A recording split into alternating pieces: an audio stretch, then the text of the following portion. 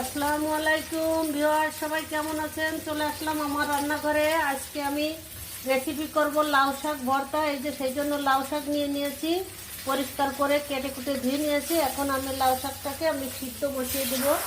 এই যে আমি কড়াইতে সিদ্ধ বসিয়ে দিলাম, এটাকে আমি এখন সিদ্ধ করে নিব, তারপরে আমি ভর্তা তৈরি করব। আপনারা কে কোথা থেকে দেখছেন অবশ্যই আমাকে কমেন্ট করবেন, তাহলে আপনাদের ধন্যবাদ দিতে পারবো। দিয়ে দিলাম 4টা কাঁচামরিচ, দিয়ে দিলাম কয়েকটা পেঁয়াজ 4 টুকরা করে রেখেছি, দিয়ে দিলাম রসুনের কোয়া কয়েকটা, এই যে দিয়ে দিলাম। এভাবে আমি এটাকে সিদ্ধ করে নিব। এখন দিয়ে দিব একটু লবণ সিদ্ধ হওয়ার জন্য, দিয়ে দিব একটু হলুদের গুঁড়া, এই যে দিয়ে দিলাম একটু হলুদের গুঁড়া। এখন দিব একটু পানি। শাকটা আমার সিদ্ধ হচ্ছে, এখনো ভালো সিদ্ধ হয় নাই, এখনো আর একটু সিদ্ধ হবে। এই যে সিদ্ধ হইতে থাকার একটু।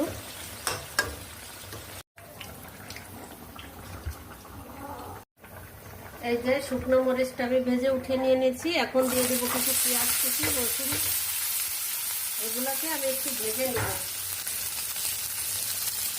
এটাকে আমি একটু বাদামি কালার করে ভেজে নেব ভর্তার জন্য।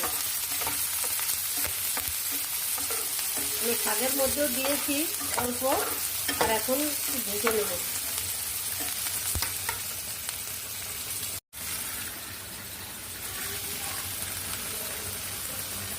এই যে আমি শাকটাকে ওই পেঁয়াজ রসুনটা ভেজে নিচ্ছি, তার মধ্যেই দিয়ে দিলাম। দিয়ে পানিটাকে একটু শুকিয়ে নিচ্ছে। এই দেখুন, শাক থেকে আর পানি পড়ে না, শাকটাকে ভাজা লাগবে না, শুধু পানিটাকে শুকিয়ে নেবেন। আপনারা কে কোথা থেকে দেখছেন অবশ্যই আমাকে কমেন্ট করবেন, তাহলে আপনাদের ধন্যবাদ দিতে পারবো।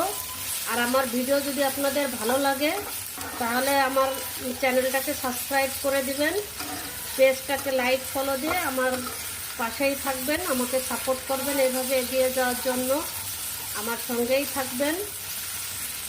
এই যে হয়ে গেল আমার এটা পানিটা শুকিয়ে নিয়ে পেঁয়াজ মরিচ ভাজা। এখন এটা আমি শিলে বেটে নেব। এই যে মাছটাকে আমি এভাবে বেছে নিচ্ছি, বেছে নিয়ে কাঁটাগুলোকে একদম আলাদা করে ফেলবো। আলাদা করে ফেলে এটা আমি শাকের সাথে শিলে একসঙ্গে বেটে নিব। এই যে আমি শুকনো মরিচ, লাউ শাক সব একসঙ্গে, পেঁয়াজ রসুন আমি সব একসঙ্গে বেটে নিচ্ছি, মাছের সাথে বেটে উঠিয়ে দেখাচ্ছি। ভর্তাটা আমি বেটে নিয়ে